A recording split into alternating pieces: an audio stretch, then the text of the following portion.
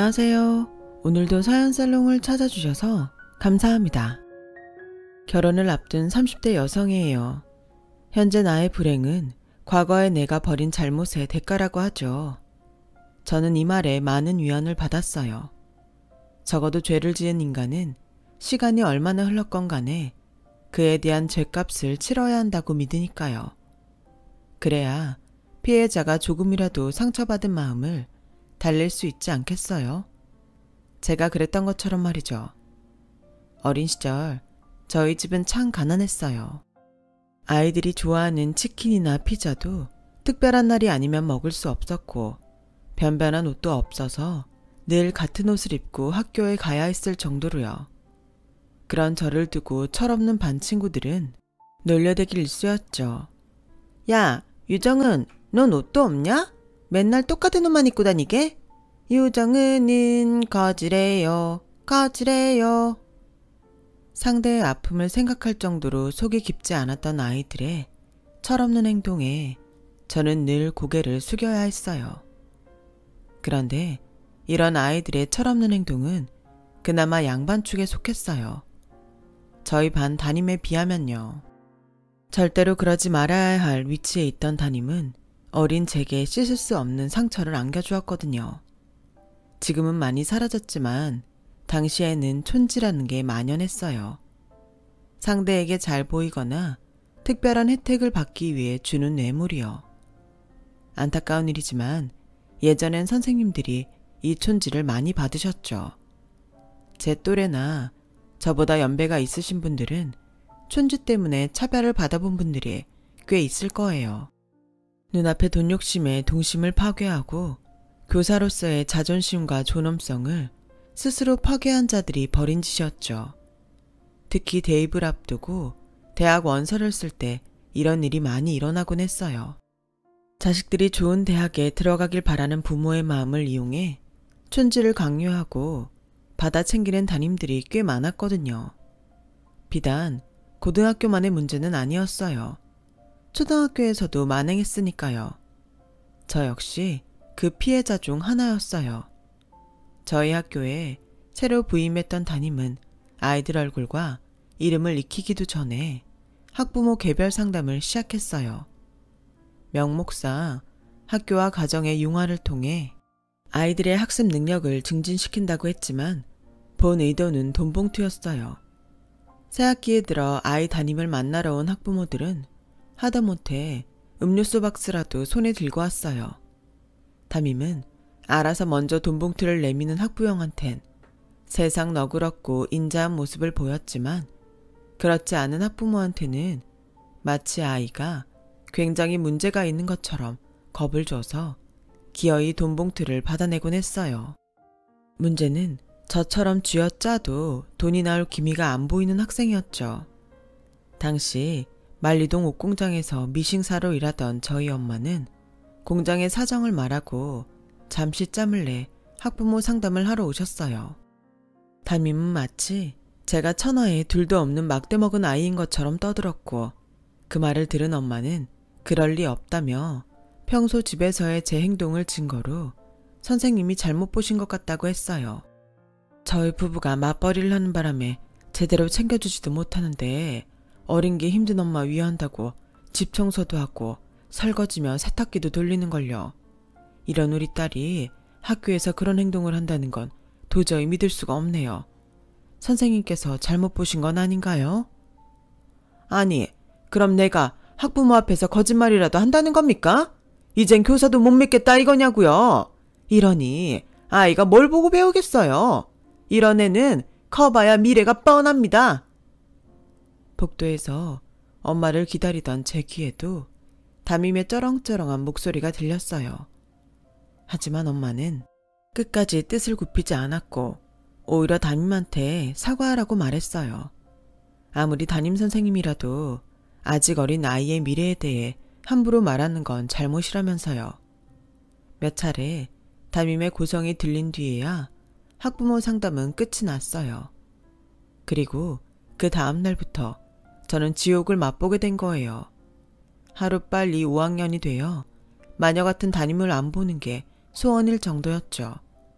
엄마는 그런 저를 보시곤 당신 때문에 제가 힘들어진 것 같다시며 담임을 찾아가 사과하겠다고 했지만 제가 말렸어요. 왠지 그랬다가는 더 힘들어질 것 같았거든요. 그렇게 지옥 같은 4학년을 보내고 드디어 저는 5학년이 되었어요. 그런데 4학년 때 담임이 또다시 저희 반 담임이 됐지 뭐예요. 희망이 눈앞에서 산산이 부서진 기분이었어요. 저를 바라보는 담임의 눈빛은 여전히 매서웠고 제 앞날은 정해진 거였죠. 역시나 이번에도 학기가 시작하자마자 담임은 학부모 상담을 시작했어요. 엄마한테 그 사실을 알렸더니 엄마는 작정한 듯 걱정 말라고 하더군요. 그렇게 제 차례가 되어 방과 후 교실에서 엄마랑 담임이 단둘이 상담을 시작했어요. 저는 복도에서 엄마를 기다렸고요. 그런데 엄마가 들어간 지 얼마 안 돼서 복도가 쩌렁쩌렁 울리도록 격양된 엄마 목소리가 들리지 뭐예요. 당신이 이러고도 선생이야? 나 당신 교육청에 신고할 거야. 돈 봉투 뜯어내려고 자기 반 학생한테 상처 주는 게 선생이냐고. 그런 소리는 다른 부모들처럼 성의를 보이고서나 하세요. 돈 없는 걸로 유세 떨지 말고. 그리고 내가 언제 내 입으로 돈 달라고 말한 적 있습니까? 교육청에 신고를 하든 투서를 넣든 마음대로 하세요. 증거도 없이 교사를 모함하면 어떻게 되는지 확실히 알게 될 테니까. 뻔뻔한 담임의 태도에 엄마는 주먹을 부르르 떨며 교실을 나왔어요. 그리고 더는 안 되겠다며 얼마 뒤 저를 다른 학교로 전학시켜 주셨어요. 주소지 근처 학교를 두고 타 지역 학교로 전학을 할 수가 없었던 탓에 결국 저희는 이사까지 하게 되었죠. 그런데 결과적으로 이게 신의 한 수가 되었지 뭐예요. 새로 이사한 집 3층엔 주인 할아버지 혼자 살고 계셨는데 엄청 깐깐한 구두쇠에 동계산이 철저한 분이셨어요. 세입자 중 누구라도 월세가 하루라도 늦으면 아주 난리가 날 정도로요. 세입자가 자신의 딱한 처지를 말하며 월세를 조금만 깎아달라고 부탁해도 이거이 내래 북에 자식 새끼까지 두고 내려와서리 이날 이때까지 고생해 장만한 집이야. 손톱이 빠지도록 죽어라 이래서 번 돈으로 장만한 이 집을 말이디. 피 한 방울 안 섞인 니놈 월세나 깎아주는데 서야 돼갔소. 여들의 삶은 호박에 이도 안 들어갈 소리 집어치우고 돈 못 내갔으면 이 집에서 당장 짐 싸서 나가라. 어린 제 눈에는 그런 주인 할아버지가 피도 눈물도 없는 사람 같았어요. 바늘로 찔러도 피 한 방울 안 나올 것 같았거든요. 그런데 이런 할아버지의 마음을 단번에 사로잡은 일이 생겼지 뭐예요. 저희 외할머니 역시 이북 출신이었던 탓에 저희 엄마는 외할머니한테 배운 이북 요리를 할 줄 아셨는데요. 그중 가자미 식혜는 타의 추정을 불허할 만큼 최고였어요. 하루는 엄마가 시장에 들렀다가 가자미를 떠리로 헐값에 사왔는데 크기가 하도 작아서 구워 먹기도 그렇고 조림을 해먹기도 그래서 엄마 주특기인 가자미 식혜를 담갔어요. 얼마 뒤 잘 익은 가자미 식혜를 주인집 할아버지한테도 나눠드렸는데 그 맛을 보시고는 반해서 그 후로도 종종 저희 엄마한테 가자미 식혜 좀 담가달라고 부탁을 하곤 하셨죠. 주인집이기도 하고 하도 연세 많은 노인이 혼자 사시는 게 딱해서 엄마는 싫은 내색 없이 매번 담가드렸어요. 그렇게 2년 가까이 공짜로 해드렸더니 하루는 주인 할아버지가 저희 집에 찾아와 그러시더라고요. 엄마 음식 솜씨라면 식당을 차려도 잘 될 거라면서 식당을 하나 내줄 테니 가자미 식혜를 만들어 팔아보라고요. 처음엔 황당하기만 했던 엄마는 중국산 옷이 대량 수입되면서 만리동 옷공장들이 하나 둘 폐업을 하게 되자 주인 할아버지 말대로 식당을 해보기로 마음먹었어요. 식당은 주인 할아버지가 차려주는 대신 4달 수입 중 일정 금액을 주인 할아버지께 드리는 방식이었죠. 가자미 식혜만 팔아서는 손님을 끌기 힘들 것 같아서 이북식 만두도 함께 만들어 팔게 되었어요. 처음에는 파리만 날리는 날이 많았어요. 그래서 잔뜩 담가둔 식혜를 이웃과 주인 할아버지한테 무상으로 드렸죠. 그런데 그렇게 가자미 식혜를 얻어 먹어본 사람들이 그 맛을 못 잊어 가게 단골이 되었고, 이북 출신 분들이 아름아름 전해 들으시곤 저희 엄마 식당을 찾아주게 된 거예요.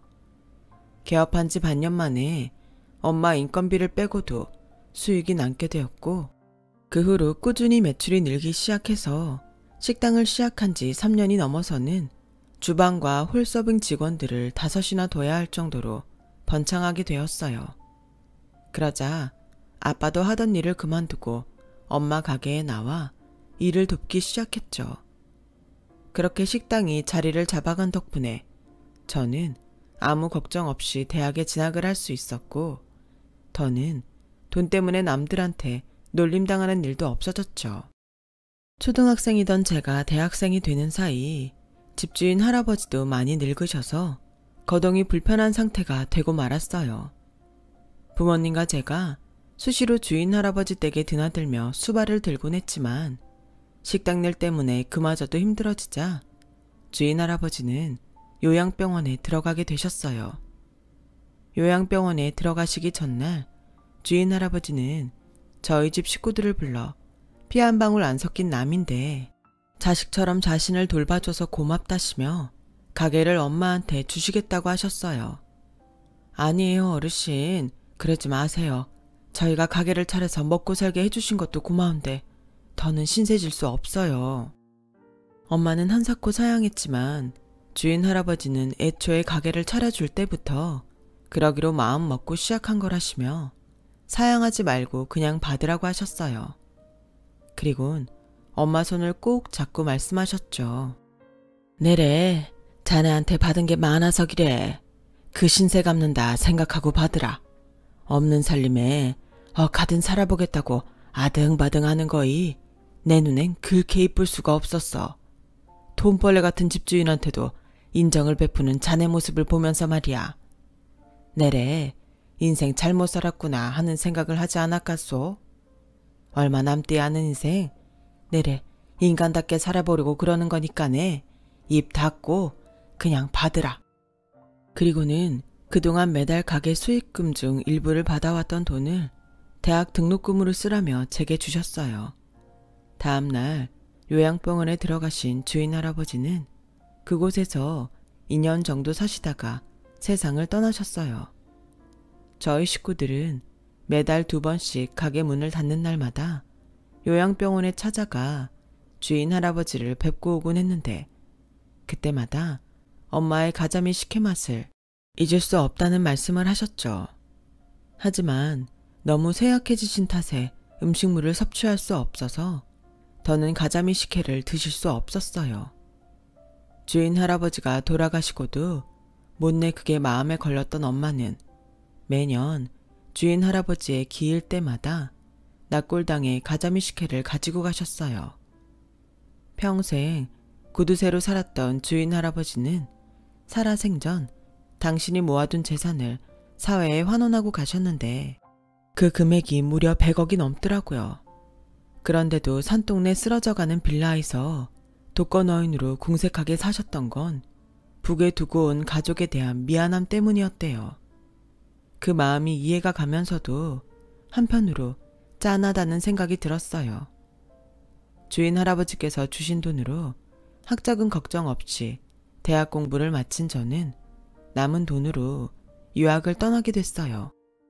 주인 할아버지께서 힘들게 모은 돈이니 한 푼도 허투루 쓰고 싶지 않았거든요. 유학생활 중에도 틈틈이 아르바이트를 하면서 용돈벌이도 하고 나름 알뜰한 유학생활을 보내고 있었죠. 그러다 같은 학교에 다니던 한인 유학생을 만나 사귀게 되었고, 몇 년 뒤에 학업을 마치고 함께 귀국해 취직을 할 때까지도 늘 함께였어요. 그렇게 입사 2년 차쯤 됐을 때였어요. 남자친구가 이제 둘 다 얼추 자리도 잡았으니 결혼하자고 하더라고요. 결혼이 급했던 건 아니지만 처음 사귄 남자기도 하고 유학 시절부터 5년이나 연애를 해온 탓에 결혼을 한다면 이 남자랑 해야겠다고 생각했던 차라 흔쾌히 그러자고 했어요. 그런데 하필 그때 영어 실력이 좋다는 이유로 남자친구가 해외 지사에 파견 근무를 하러 가게 됐지 뭐예요. 다행히 가까운 동남아 지역이라서 휴가 때 얼굴을 보러 갈 수 있었지만 제가 업무 때문에 바빠지면서 점점 만나러 가는 횟수도 줄고 통화도 뜸해지게 되었어요. 그랬더니 남자친구가 조바심이 났는지 주말에 갑자기 집에 찾아왔더라고요. 몇 시간 전까지만 해도 하노이에 있던 사람이 갑자기 저희 집 대문 앞이라고 하니까 처음엔 거짓말인 줄 알았어요.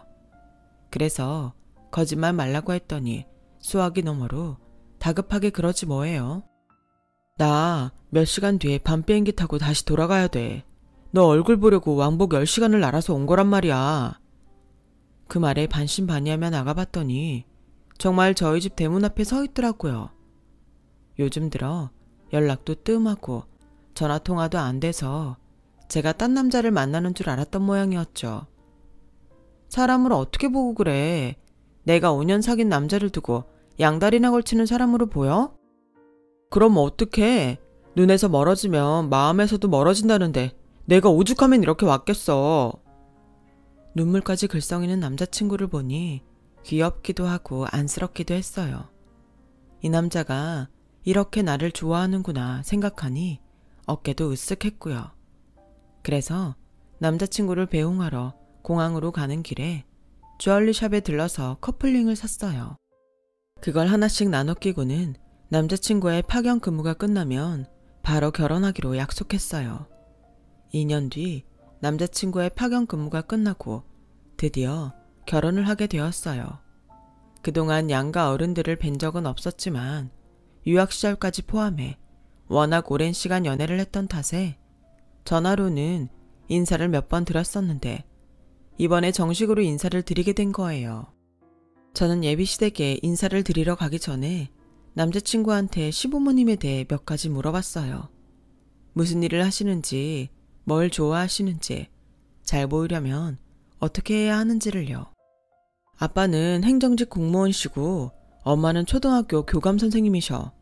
두 분 다 직업이 그래서 그런가 범생이 스타일을 좋아하시지. 딱 자기 같은 스타일 말이야. 두 분 다 직업상 뇌물은 질색하는 분들이라서 괜히 선물로 환심 사려고 했다간 역효과가 날 수도 있어. 특히 엄마는 그런 건 딱 질색이거든. 그냥 평소 있는 그대로의 자기를 보여드리면 분명히 좋아하실 거야. 자기 어머님은 참교육자시구나. 내가 경험한 선생 중에는 안 그런 사람도 있었거든.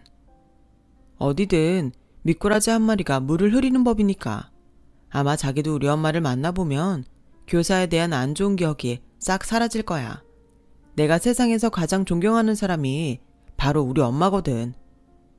자신의 부모를 자신있게 존경한다고 말하는 남자친구를 보면서 저도 내심 시어머니에 대한 기대를 갖게 됐어요. 그런데 어서 와요 정은양.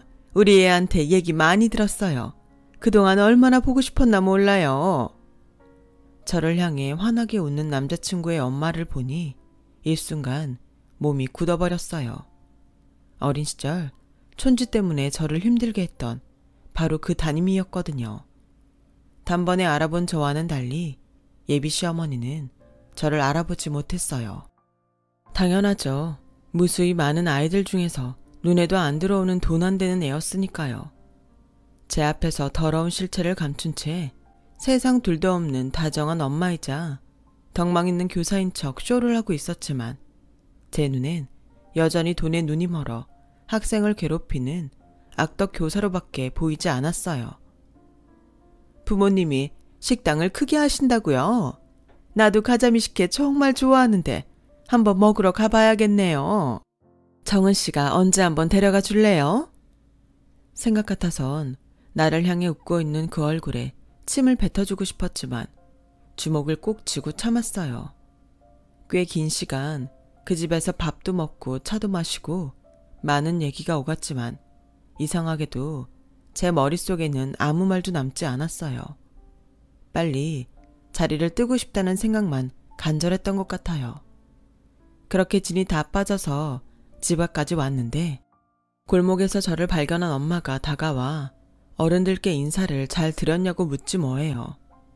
안간힘을 쓰고 꾹 참고 집까지 왔던 저는 엄마 얼굴을 보자 바로 눈물샘이 터져버렸어요. 영문도 모른 채 다 큰 딸의 울음을 보게 된 엄마는 아무것도 묻지 않고 그저 말없이 제 등을 쓸어주셨어요. 집으로 돌아온 저는 엄마한테 오늘 있었던 얘기를 했어요. 엄마는 제 말이 끝나기도 전에 당장 남자친구와 헤어지라고 하더군요. 저도 그래야 한다는 건 알고 있었지만 함께 있던 시간이 길었던 만큼 쉽게 이별을 결정할 수는 없더라고요. 그런 저를 보고 엄마는 뭘 망설이냐며 그런 여자를 시어머니로 모시고 살 수 있겠냐고 물으셨어요. 교감? 교육계가 썩어도 한참 썩었네. 그런 인간이 교감을 하게. 그때 내가 교육청에 고발을 했어야 했는데 그러지 못한 게 천추의 한이다. 잘 들어. 세상 남자 다 죽었다고 해도 난 그놈한테 너 못 준다. 그 집구석에 시집 가려거든. 이참에 부모 자식 영 끊고 살자. 강경한 엄마의 태도에 아빠도 제게 헤어지는 게 좋겠다고 하셨어요. 저도 알아요. 여기서 끝내는 게 모두에게 최선이라는 걸요. 그래서 그날 밤 그동안 남자친구와 함께 찍었던 사진이며 받은 선물을 박스에 담아 정리했어요. 그리고 다음 날 남자친구에게 이별을 고하려 만나자고 했죠. 그렇게 퇴근 후 만나기로 했는데 막 퇴근을 하려는 그때 엄마가 제게 전화를 했더라고요. 예비 시어머니가 지금 엄마 가게에 와 있다고 말이에요. 그 말에 바로 가게로 달려갔어요. 예비 시어머니는 어제와는 완전 다른 얼굴로 테이블에 앉아 있었어요. 가게로 들어서는 저를 보자 피식 웃으면서 그러더군요. 긴가민가 했는데 네 엄마 얼굴을 보니 확실히 알겠더라.